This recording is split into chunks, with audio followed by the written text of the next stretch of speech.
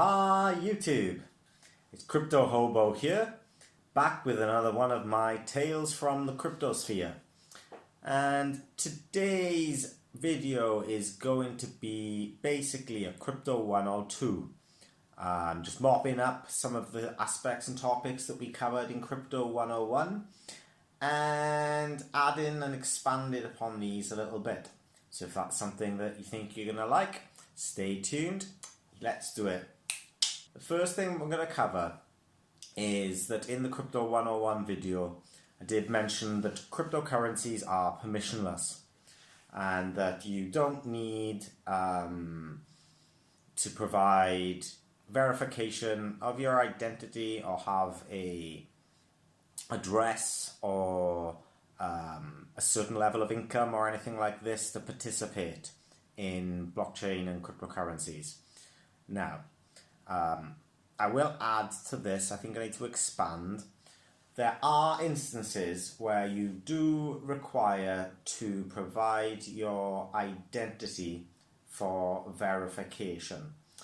And this is when you want to trade with, basically when you want to trade cryptocurrencies on a centralized exchange. So an exchange would be somewhere where you basically go, it's just the market basically where you go where the cryptocurrencies are traded. And some of these exchanges are centralized. They are companies. Yeah. An example of this is Coinbase. Coinbase, out of all of the exchanges in cryptocurrency landscape, especially in the West, it's kind of considered the PayPal or the Amazon, the kind of blue chip centralized exchange. Okay, and there's quite a lot of these. Some of them are based offshore in the Cayman Islands or places like this, or maybe somewhere like Singapore where cryptocurrency regulation is actually quite loose in terms of they don't put up too many restrictions into how people handle their finances. Yeah. Every country has different policies on how much they trust you to do what's best for yourself and your family, and how capable you are of being financially responsible. In the West, we tend to take a dim view of people being financially responsible. In the UK and the USA in particular. For example, the UK, as far as recently as 2021, I think it was January 2021, the UK made it illegal for British people to trade in something called CFDs. Now, this stands for Contracts for Future Derivatives. And what this means is that instead of you trading the asset itself and selling or buying that asset, you are basically speculating on the probability of that asset increasing or decreasing in price. Okay? So you don't actually necessarily trade the underlying asset itself. And there's quite a lot of these kind of financial instruments out there. Another one is called options trading. And this is very similar also, but in a very basic sense.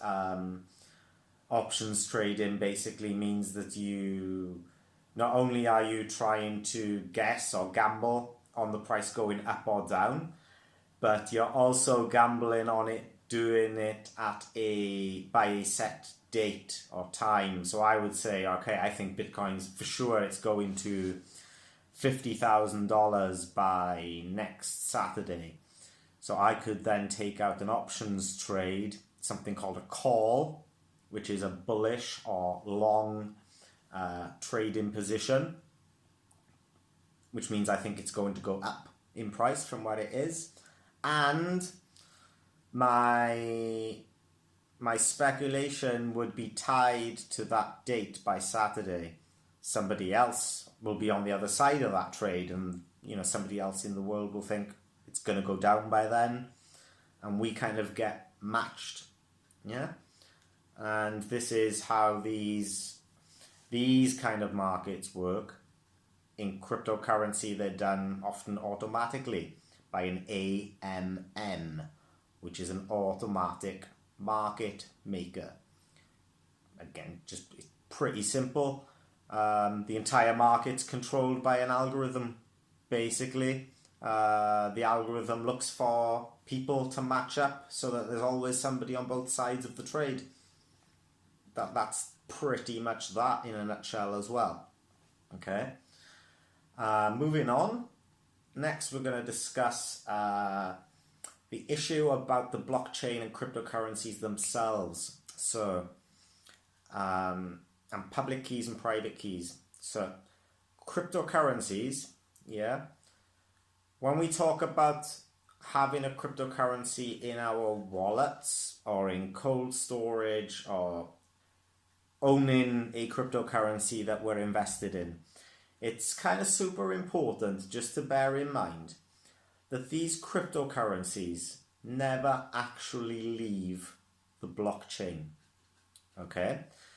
So when you take money out of a bank, that money's been printed and minted by the bank into physical cash. You can go to an ATM and it goes from being digital numbers on a screen to, and on their databases and in their systems, to hard physical fiat currency in your hands, which you would then put in your wallet or something, okay, or in a safe somewhere. Yeah. Now, cryptocurrencies don't quite work like this, and this is because of the way that the public and private keys work. Again, in a nutshell, we did mention in the previous videos that the way that cryptocurrencies work is that you have a public key and you have a private key, and the public key is what you give out as kind of your account number and sort code so that you can send and receive payments and or interact with softwares and protocols and things. And then you've got your private key, which is yours and yours only, secret. It's basically your key to sign off on these transactions. And this is it. I guess what you can think of it is that the public key is like a pointer. It points to a specific place on the blockchain where that cryptocurrency resides. Yeah? And now, in terms of the private key, yeah, you can think of this as like your personal signature. The private key is what allows any transactions to take place with that cryptocurrency that the public key is pointing to. So rather than you taking the cryptocurrency and then say you've got a crypto wallet on your phone, the cryptocurrency doesn't move from the blockchain and into the wallet on your phone. The wallet on your phone will basically act like a window, and you can see the exact position on the blockchain that your cryptocurrency resides using the public key pointer. And if you want to do anything with that crypto, you want to send it to someone, you need the private key. Yeah, you need to sign off these transactions and verify that the owner of that cryptocurrency is making that transaction. Okay, so I hope that just clears up what could be a little bit ambiguous or a bit of a misconception on these things. The next thing I want to just briefly really touch on is valid nodes. So I did say that every device and every basically owner of a cryptocurrency on a blockchain will get a full copy of that blockchain backed up, and then they act as a node. And I just want to mention also here that there are different levels of node. Not all nodes are exactly equal. Basically, and this just becomes down to the efficiency of things. So some nodes have a copy of the blockchain, like every node will have this, and this helps to ensure that any action that's being taken on the blockchain is being done by the owners of the cryptocurrencies, yeah? We mentioned about majority consensus in the last video, because what happens when I want to make a transaction on a blockchain, when I process that transaction, the request gets sent out to update all of the nodes on that blockchain, and they've all got a copy. Now, some of these nodes are called validator nodes, and anyone can choose to run one of these if they want, in order to help the blockchain process these transactions.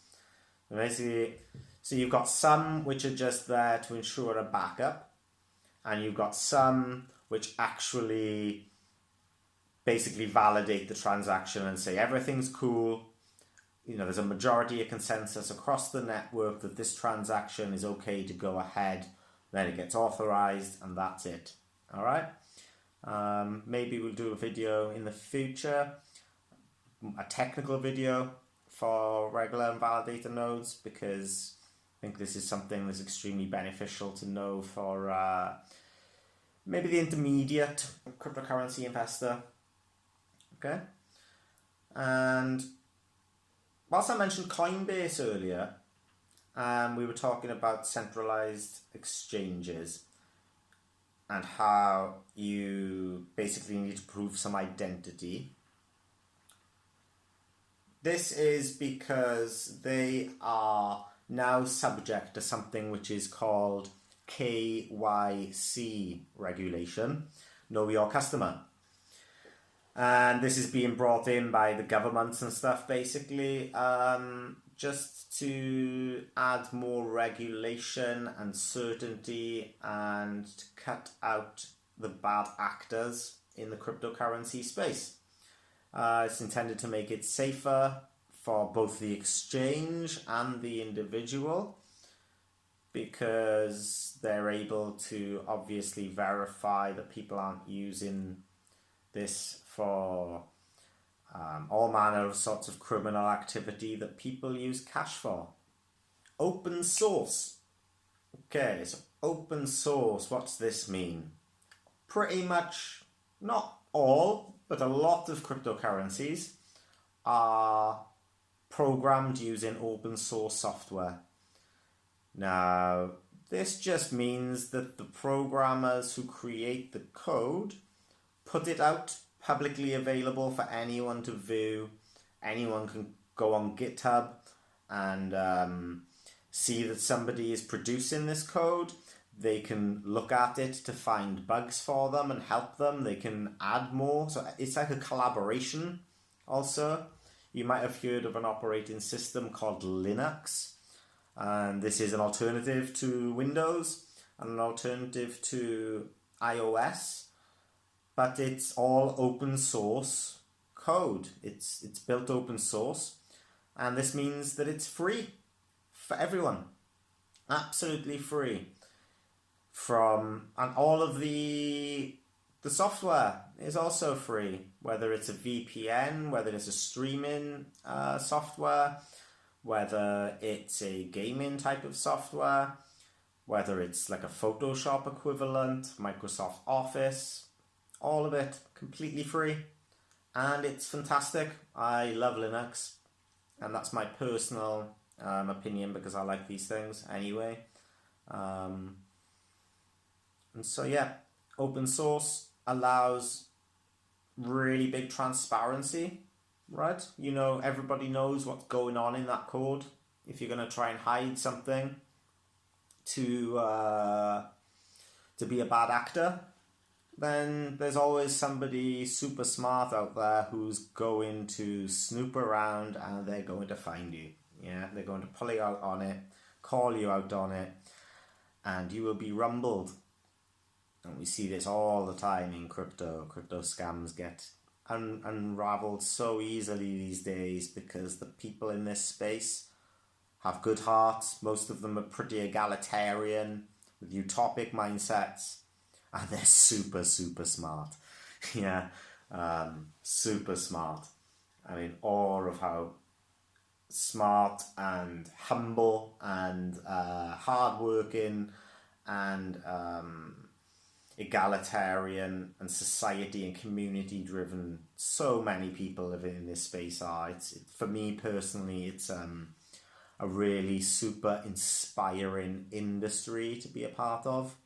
And I'm really kind of grateful for that I took the time to educate myself on these things as early as I did, and I'm still learning every day thanks to the amazing innovations of these people. You know, geniuses, some of them, absolute geniuses, and deserve all of the accolades that they get. I'm going to move on to something quickly called fungible and non-fungible. The word fungible just means the same. Fancy word, simple meaning. If something is the fungible, it is capable of being reproduced exactly the same and you can use it in exactly the same way. A $5, $1 note or a £1 coin is fungible. The shop doesn't want you to use a specific £1 coin. As long as it's legal tender, all of the £1 coins work the same. All of the dollars work the same. Yeah, they're interchangeable. You'll have heard probably by now about something called NFTs. These are digital certificates of authenticity. And that's all they are, really. Again, not confusing. I'll do a video on this at some point, but in a nutshell, they're just digital certificates because they are there to validate the authenticity of something. Obviously, there can only really be one of them. It wouldn't work otherwise. So they're non-fungible tokens. Yeah? Unique certificates. That's it. Okay, so now we are on to some quite interesting stuff. I want to wrap up this video by moving on to talking about some more kind of in-depth aspects of cryptocurrency. And one of the reasons why it is so exciting and popular is its ability to be very industry disruptive. Now, we've got all sorts of different industries that make up our economy globally, and a lot of them, I mean, most of them are corporations, right? And they produce products or goods or services for profit. And ultimately, this can lead to value or money kind of being lost from whatever ecosystem that they're involved in. Yeah, so a perfect example of this is something like Spotify. Now, I know everybody loves Spotify. I'm sure many of you couldn't imagine living without it if you're music lovers. But if you're music lovers, you also are probably pretty aware that Spotify is not good for the artists. They pay a very, very, very tiny amount of money to artists under quite restrictive contractual terms and conditions. in exchange for making a lot of money streaming, right?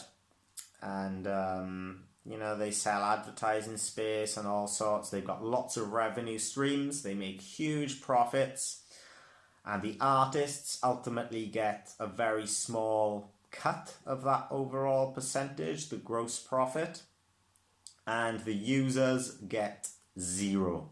Yeah, you don't get paid for listening to this music, and you're trying to support the artists that you love, and they don't really get paid very well either for probably signing over a lot of their intellectual property. And there's loads and loads of kind of shady things going on with Spotify, where you upload your music and basically your music is then processed through their recording studio, and anything that's processed through their recording studio is technically theirs.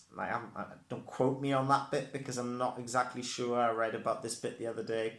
But nevertheless, we know Spotify's deal, yeah? Whether you agree with that or not, that's up to you. Personally, I don't. And this means that there's all of this money and value that's actually been taken out of the music industry, right? It's not going back in. If that money was going to the artists, they'd have the ability to scale up their production, or they would have more freedom to experiment with lots of different instruments, more equipped studios, whatever it is. And the same for the listeners. If the listeners were getting paid for that music, the time that they spend on those apps, listening to those adverts every 30 minutes or whatever it is, if you haven't paid for Spotify Premium, more money back in their pocket would probably be put back into them going to more gigs, paying for more digital music, buying vinyl, buying merch at merch stores when they go to gigs or festivals or anything like this. Yeah, people, if they've got more money, they're generally going to cycle that money back into the things that they love, and that keeps the industry and the ecosystem growing. Yeah, and then something like Spotify kind of acts like a vampire. It kind of sucks out all of that liquidity and value and just puts it in a box over here and keeps it to itself. And this is what cryptocurrency is, has the prospect to be a phenomenal game changer in terms of industry disruption.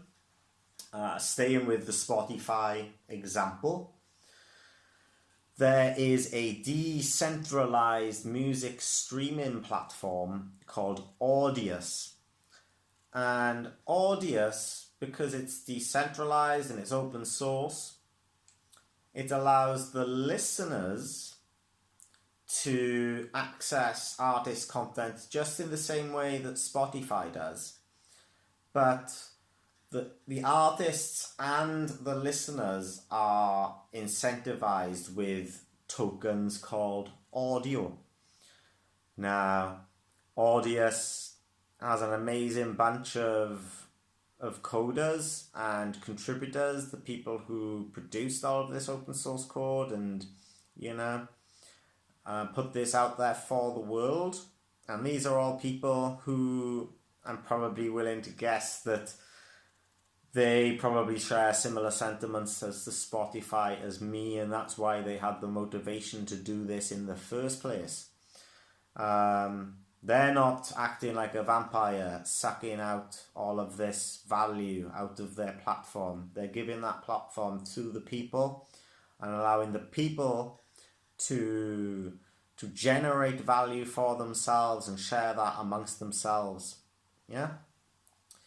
And this is super cool. Because it's also open source software, you can also design your own API. So if you don't like the way that the GUI, the general user interface, works or looks, you can change it. If you think it'd be really cool to add a podcasting feature to the software, you can. Nobody's going to stop you. You can do what you please with it because it's open source and it's yours. Yeah. I think this is super cool. It's something that the music industry definitely needs. Personally, I'm now looking forward to the day when somebody does something similar which disrupts Ticketmaster, because those guys, personal opinion, are scumbags. Yeah? Okay. Glad we got that sorted. Now, moving on. There's another one. Legal industry. Something I know a little bit about as a Bachelor of Laws with honours and with 2 years experience as a civil litigator. The legal industry, we all know how much lawyers' fees are and solicitors' fees. You know, you need to do anything in the legal system, interact with it in any way, and there's usually some sort of fee, and that some sort of fee most people feel is quite high. Yeah, I think that's fair to say. Now, solicitors and lawyers do a difficult job. Takes a lot of hard work, dedication. They deserve a good salary for what they do. I know many who are severely underpaid, in fact, in my opinion, for the outstanding work that they do. But ultimately, this does still result in value being lost from that industry, right? That money is going into salaries or whatever it is, overheads. It doesn't just cycle around, you know. Now there's a cryptocurrency which aims to change this. This one is called the Paid Network. And what they use is something called smart contracts, which is going to be in a video very soon. Super important, fundamental part of cryptocurrency at the moment today. But smart contracts are, again, computer code. They're programmed contracts where two people can enter a contract, and if that contract is broken, the terms and what happens next is all done automatically. There's no lawyers, physical people in the middle, right? And this is super cool because I think there's a lot of people out there who sometimes they need something done formally and legally. Maybe it's just for peace of mind, or as a backup or something. But you have to go and spend for legal fees for these things. But you think that the agreement or whatever it is, the contract it's kind of a bit of a nothing burger. You know, it doesn't really warrant spending loads and loads of money on legal fees, but you do want a little bit of security there as well. Now, this is perfect for this kind of industry disruption because two people can enter a contract, they can agree the terms of that contract in advance, and maybe with like drop-down boxes, they can select from a number of options depending on what it is that they're looking to do. They both agree that the contract gets automatically drafted by AI, and they both agree that the terms are great. If one of us breaks it, this will happen. If everything goes great, this will happen. Yeah? And it's basically just allowing that contract to be automatically managed. Yeah, you don't need the lawyers, you don't need the courts. Awesome. Yeah? Not for everything. There's plenty of instances where professional legal advice, assistance, and services are vital. And so, you know, it's not going to replace the legal industry in its entirety by any means. But that doesn't mean that it doesn't have an incredible amount of value. Yeah? The next one I want to talk about is probably one that a lot of you are super interested in. Gaming. Because there's so many gamers in the world now. All around the world, people love gaming. And I see this, even in Asia to this day, in places like Vietnam, the internet cafes are packed day and night with students playing StarCraft or World of Warcraft or whatever it is. And this is kind of a familiar thing everywhere in the world from young ages. Kids love Minecraft and Fortnite, right? People, the amount of people still playing Grand Theft Auto online is insane, given how old the game is. But there are problems in the gaming industry. One of those problems many people think are the likes of Electronic Arts, EA. A lot of games these days have features in them which are only there to encourage you to spend money and maybe even prevent your progress in the game unless you spend money, or they will put you at a major disadvantage compared to other people in the game unless you spend money, or they will only let you access certain features and if you spend money, but they don't actually really add any value. Like the Fortnite skins. Okay, it looks different. What else does it do? Nothing. No functionality. You can't. And you've bought this thing, right? This is the thing. You've bought this skin on Fortnite. And when you buy something, generally, you possess it. It's yours. But if you buy a Fortnite skin, you can't just sell it to your mate because he wants one, or anybody else in the world. You can't do anything with it. It's, for all intents and purposes, aesthetic only and useless. Yeah? So you don't really own it, do you? If Fortnite closed down tomorrow, you don't own any of those skins because you can't do anything with them, you can't access them, you're not going to get the money back. Yeah?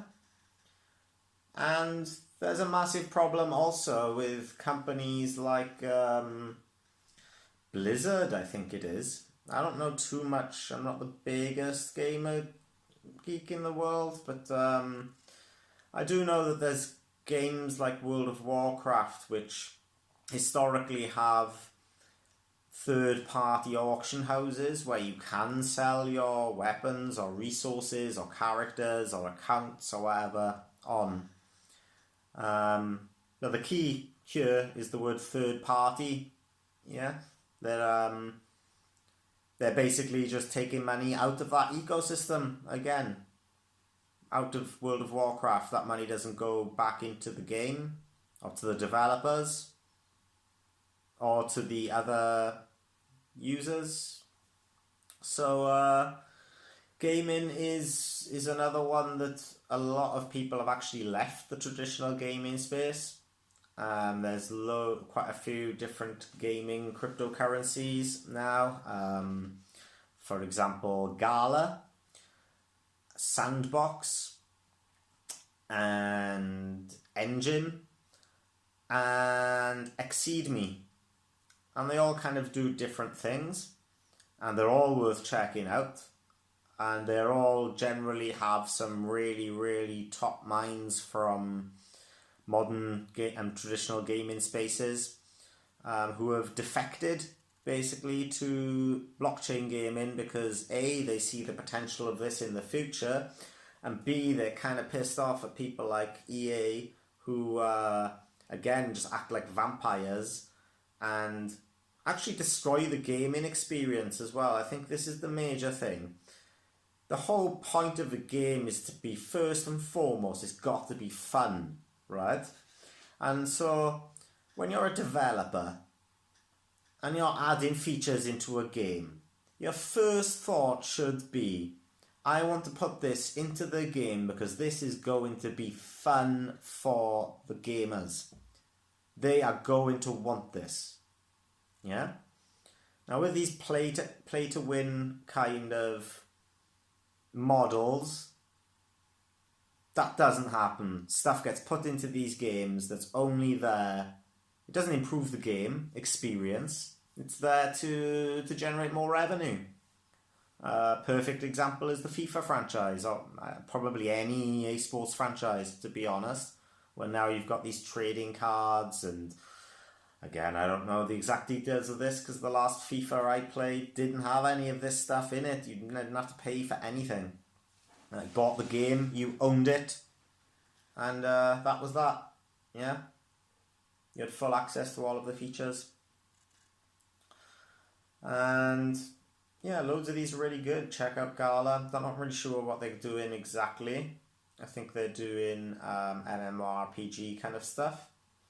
Sandbox is creating a whole sandbox environment with land that you can buy inside of this metaverse, inside of this universe, and you can develop your own games on this land, and you can develop in collaboration with other owners of the land in there.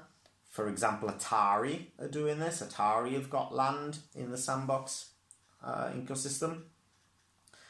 And you can also rent this land out. A lot of people make a pretty good passive income renting out this digital land space to other people who maybe wanted that prime location for their game, and you beat them to the punch. They were late to the party. You own the land. You can become a digital landlord. Yeah, which kind of goes into real estate. Enjin are super focused on things like NFTs and using NFTs, tackling this third-party marketplace. Their kind of model is super cool. Their idea is, how cool would it be if I'm playing one game and I've earned this sword in this game, this weapon, yeah? And I can then go and use that sword when I finish playing this game. I'm done with it. I can want to go and play a different game, and I could actually go and use that sword in a different game, or that buff, or that costume, that skin, whatever. And also I own it, so I can sell it to other people who might want it. I can trade it or whatever.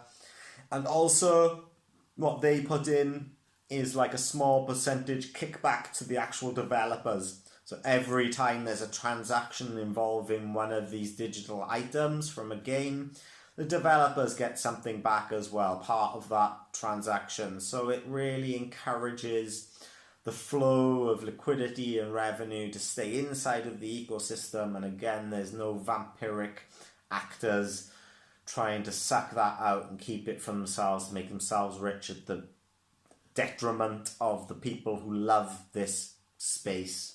Yeah. ExceedMe, they kind of do, their focus is on AAA titles.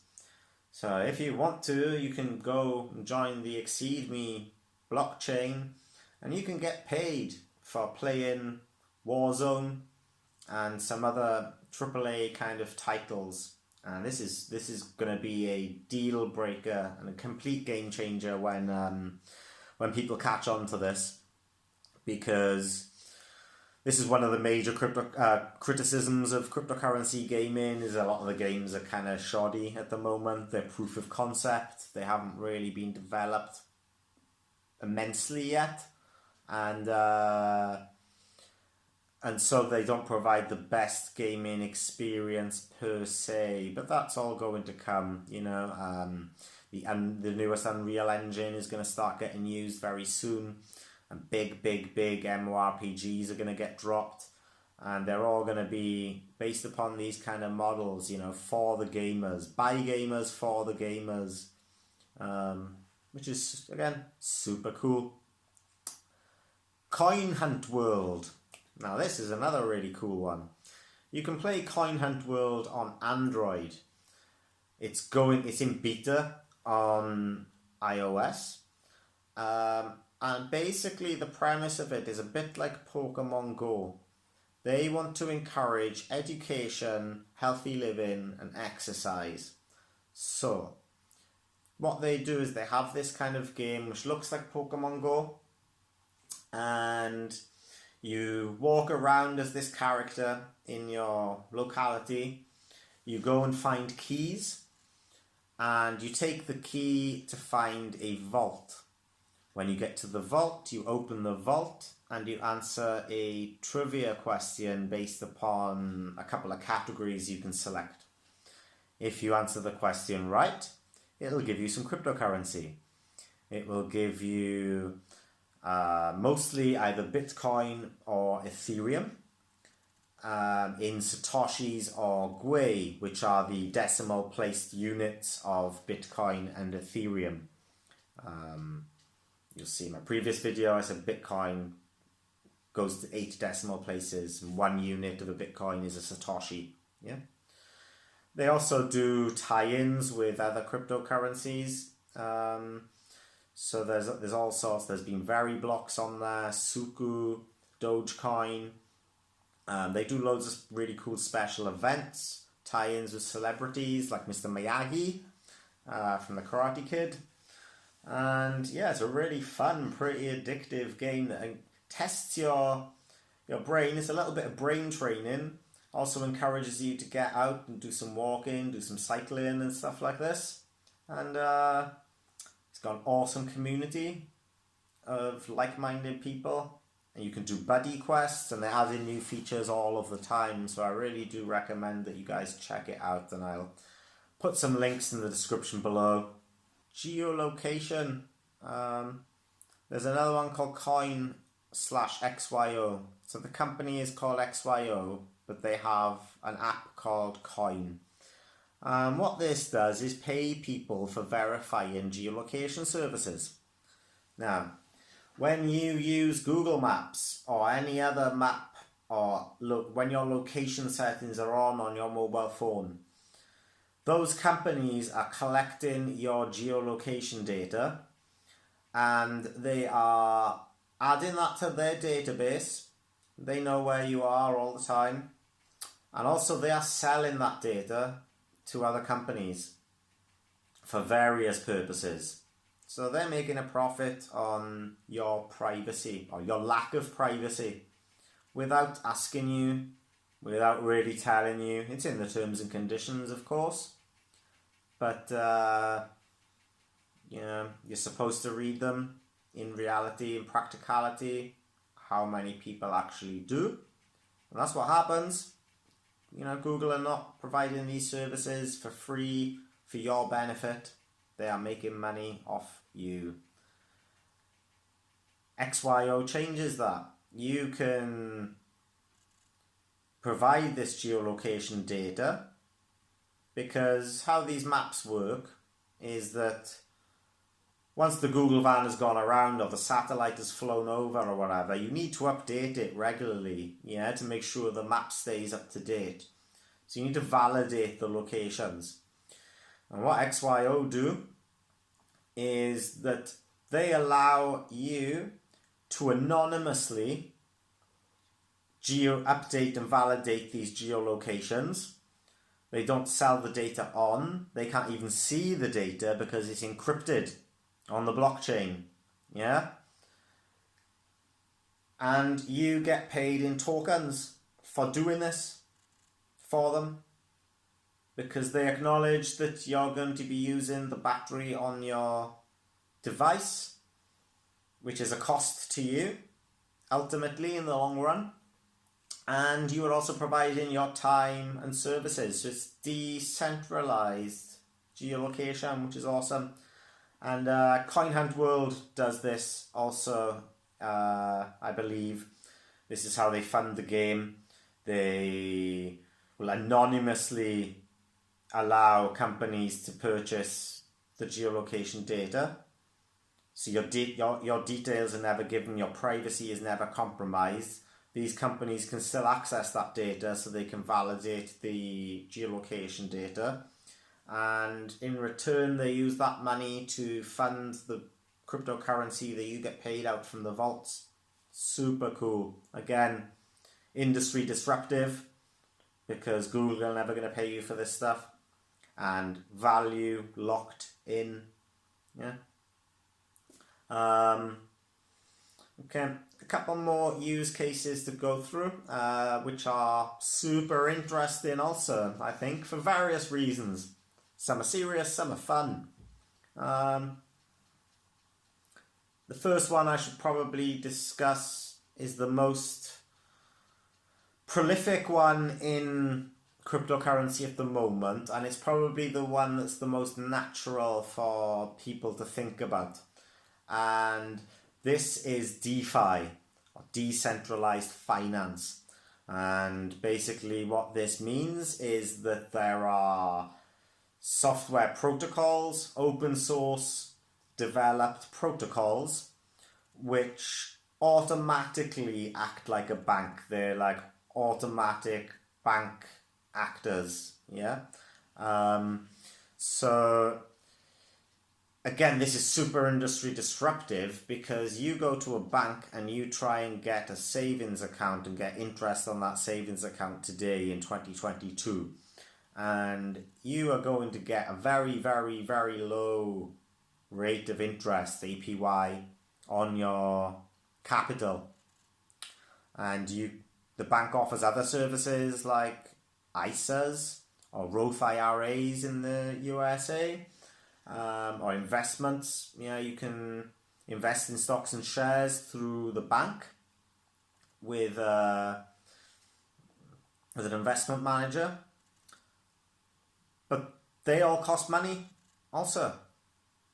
They charge fees. I think in most countries now you have to pay to keep your bank account open each month, or you have to guarantee that you will deposit a set amount, a minimum amount, into that bank as a balance each month. Otherwise you lose your bank account. They'll take it from you, which is super restrictive. It certainly wasn't like this in my youth, and in the generations before me, they were very lucky. I think my grandmother told me that she used to get like 15% interest from her bank back in the day.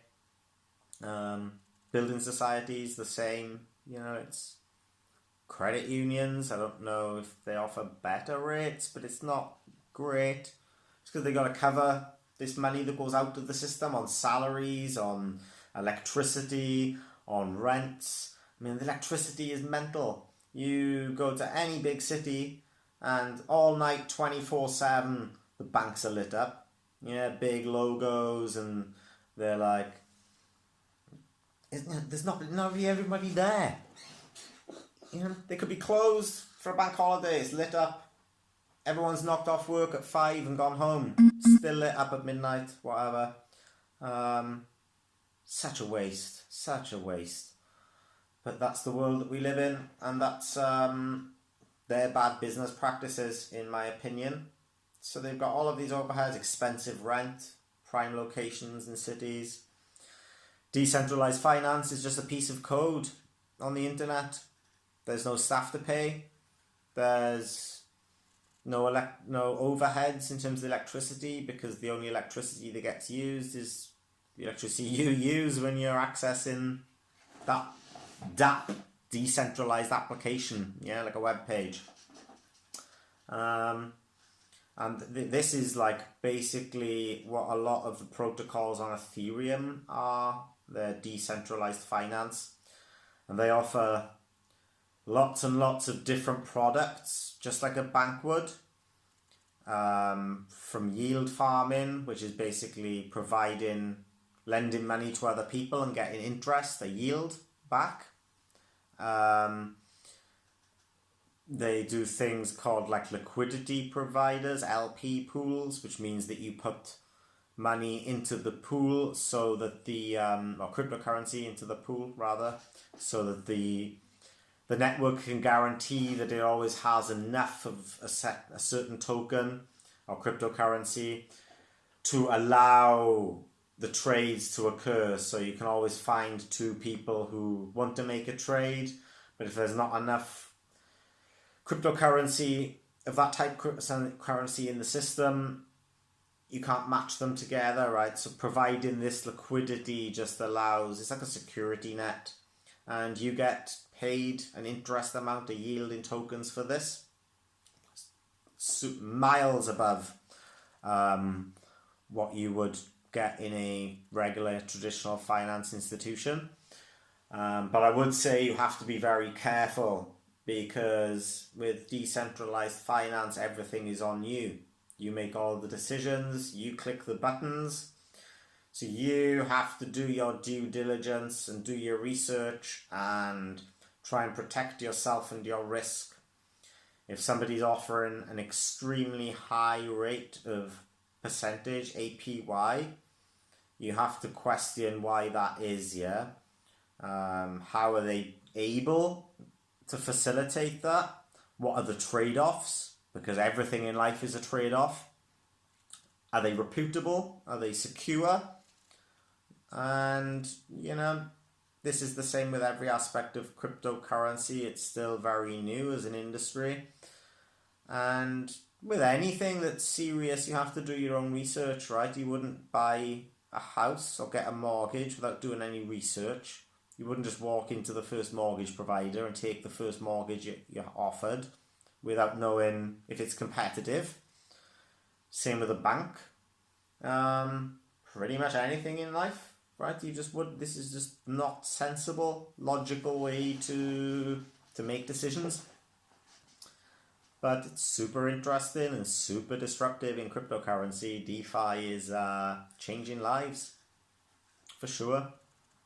Moving on to something else which is super interesting is a utility for NFTs. So this comes down to supply chain management. Now in Cambodia, I think it was Oxfam, they ran a project where they used a distributed ledger technology, basically like a blockchain, distributed ledger, to track the sale of rice from the farm to the shelf. So from the farmer, he sells it to he's a supplier for somebody. He sells it to them. They buy the rice from him. They transport it somewhere or sell it to somebody else. And then it ends up on the shelves to a shop getting sold. Yeah? So it's usually at least 3 stages, maybe producer, wholesaler, and then the actual retailer. Okay? Now they used NFTs because they realized that actually these farmers in rural communities with very little access to knowledge and education were potentially getting exploited for the sale of their rice. They don't know that in the USA what 1 kilo of rice sells for in Walmart or whatever. So the wholesalers can basically hard bargain with the farmers and drive the price down to buy as much as they can for as low as possible, then sell it to the retailer for as high a price as possible, and the retailer's going to sell it to the customer for as high a price as possible. Great for the wholesaler, probably great for the retailer because those guys will mark it up and get a profit. Not so great for the poor rural rice farmer whose backbreaking labour produces the necessities of our survival. So what they've done is that they introduced an NFT tag, a unique tag. So for every kilo of rice now has this unique certificate which can be tracked through the supply chain. Now that farmer can see how much the wholesaler is charging the retailer, how much the retailer is making from the customer, and he can also see what kind of deals all of the other farmers are making. So this really, again, it's a game changer because you're really empowering these people to negotiate fair terms for their products and put that into any industry. That's what we all want, right? We all, whatever we're doing, if we're providing a product, a goods or a service, We all want something which is fair back in return. That's not much to ask, and there's no reason why an African guy or a Latin American guy or an Inuit in Alaska or a Siberian or a Mongolian or a Nepali or an Indian or a Welshman or a Spaniard or a French or an Italian or anybody should not get the fair value or should not even have the opportunity to negotiate a fair value on the same terms as everybody else. Yeah? Super important for me. I love this project, and this again is really going to shake things up, I think, once people really catch on to this stuff. Another super important example is the recent protest and freedom truckers in Canada. If you were following this, you'll be quite aware of this. If you weren't, then recently there were some protests in Canada, and people were protesting for their freedoms. And Justin Trudeau's Canadian government decided that they did not agree and they did not like these people protesting. They didn't want to give them the right to protest for their freedoms. And so this democratic government decided it was going to investigate every single person who was found to be part of the protests and freeze their bank accounts and their assets. Does that sound like democracy, independence, freedom, and the virtues of the Western developed free world to you? Because it sounds like fascism to me and a police state. Very scary, because maybe people would expect this from certain governments and they wouldn't expect it from other governments. My government would never do something like this. Only X's government would do something like this. You know, my government looks after the welfare of its people. This obviously challenges that notion. And this is something we all need to be mindful of. Yeah. What did the Canadian truckers, freedom truckers, do and the protesters? They raised money through blockchain and cryptocurrency. So when the government froze their bank accounts and they froze the GoFundMe accounts that were raising money for them, they turned to cryptocurrency, and the government couldn't stop this. They tried, they wanted to, but they can't. And they know deep down that they can't. So what they'll do is make a lot of noise, FUD, fear, uncertainty, doubt, just to put off as many people as possible from believing in it, basically. If you can't, that's what they do with the war on drugs, right? They can't control it. They don't control it. They don't even try to. The CIA floods the United States with drugs. You know, they go on coups in Guatemala or whatever and take over the drug supply. You know, when China didn't want to negotiate in a way that the Brits thought was cool, we started the Opium Wars. Yeah, we can't control these things. You can't stop crime. You can't stop drugs. People are going to do what they want to do. You can't stop self-determination when there's 8 billion people on the planet. And you shouldn't want to either. People should be allowed to be free and independent. That's why we have laws. Society agrees the rules. You break those rules, there's punishments. And those punishments have been structured and thought of, you know, intellectually and tested with cases and precedent. In some countries, like the UK, for hundreds of years. Yeah. It works. It really works. It's not perfect, but it's the closest we can probably get. And this is the same with cryptocurrency. There's so much criticism of it. Is it perfect? No. Is it the closest that we've gotten thus far to having a perfect system of money and finance, or of legal industry, or of the gaming industry or something? In my opinion, yes. And in many people's opinion, yes. It's the closest we've come, and it's going to get more robust as regulation keeps coming in. Finally, I want to talk about some misconceptions in the crypto industry, or in the general society, about cryptocurrency. There's a massive misconception that cryptocurrency is basically just used by a bunch of criminals for nefarious activities.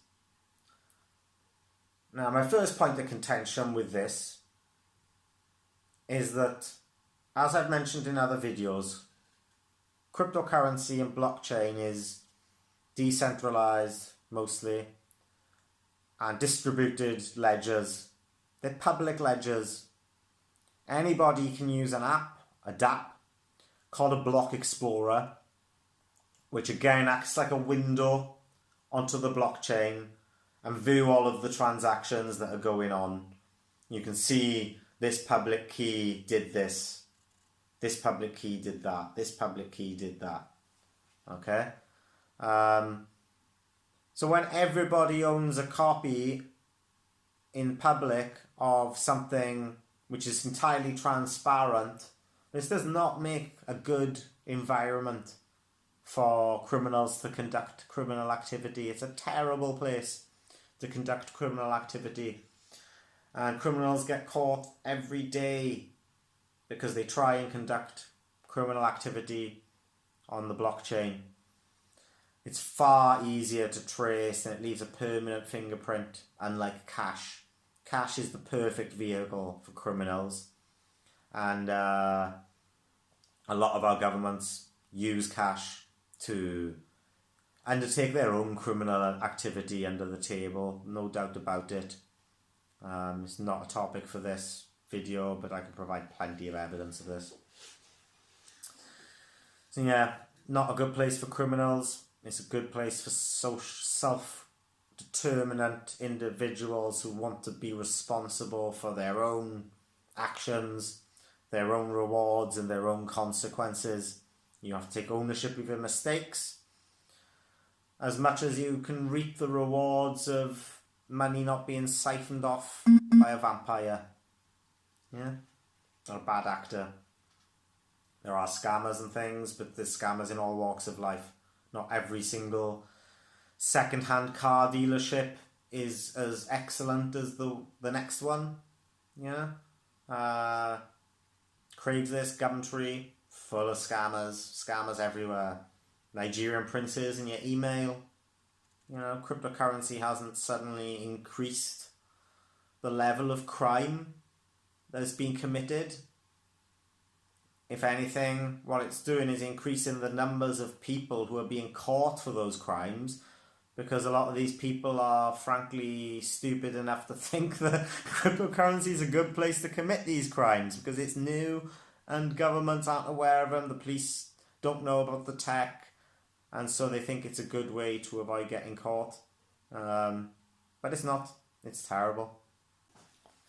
Now, another misconception with cryptocurrency that's super common, and you're going to see a lot of this FUD around in the media, is that cryptocurrency is bad for the environment.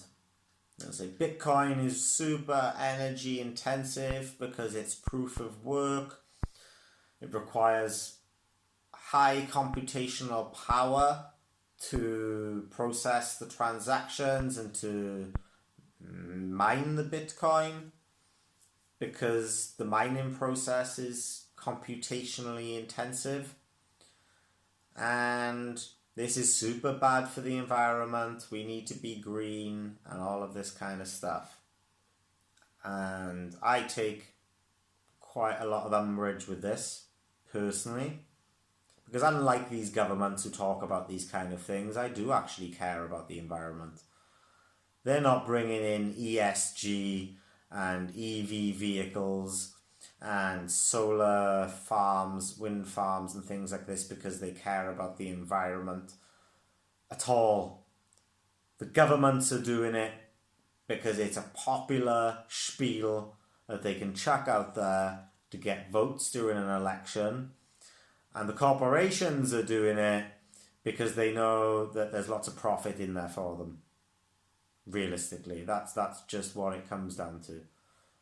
And if Bitcoin and cryptocurrency was bad for the environment, I wouldn't be as inclined to be involved in it. Now, does it require a lot of power? Yes. But since it's a decentralized network all over the world where this activity is taking place, it's up to the individual people to decide how they generate that power. And if the people who are involved on that blockchain want it to be green and eco-friendly and environmentally friendly, they will use green, eco-friendly, environmentally friendly power. And they do. Lots of them use cold temperatures in places like Canada and Siberia to cool the components, because the mining is super hot. Makes the mining machines, the rigs, super hot. People who mine at home will often mine the cryptocurrency, and because their system is getting hot, they use that to generate the heat for their house instead of turning on the central heating or having the fire on or having a gas boiler on. So they're actually being super efficient with the power that they use, even if they can't control whether the power that they're using is green or eco-friendly, because that's the job of the power company who they contracted with, right? And Bitcoin has other things that happen on top of it when it's getting processed. Variblocks is something which is like a extra layer of security for blockchains, and this can be used by any different type of blockchain. So when the Bitcoin is getting mined, not only is the Bitcoin getting mined, but Variblocks is also sitting on top, providing this security service, using no more power than it would do if it wasn't there. So it's actually creating efficiency in the usage of power. And this is only going to improve. Nobody in cryptocurrency and blockchain wants to pay loads of money for the energy that they're using. They're going to want to use as much free energy as possible. So the very fact that they're interested and interacting in blockchain and cryptocurrency means that they are personally incentivized as much as possible to use renewable sources of energy. So this is just a massive misconception, and it's part of this media narrative to control how quickly these things grow, because the governments are introducing regulation into cryptocurrencies and blockchain so that they can control it as much as possible. Yeah? And if tomorrow 8 billion people were involved in this thing, suddenly they've lost control again. They can't, there's no fighting it. So they're just trying to slow down the inevitable by lying to you. That's the truth of it. I can't dress it up. I'm not going to. They're lying to you. And they're going to keep lying to you until they're ready to maybe stop lying to you. if I had to guess, I would say from a government perspective, that's probably going to be a long, long time. But that's just my opinion. So, with that, are you too late to cryptocurrencies? People have seen the astronomical prices that Bitcoin has reached. And Ethereum also got up to like $5,000 when Bitcoin hit its peak of $65,000.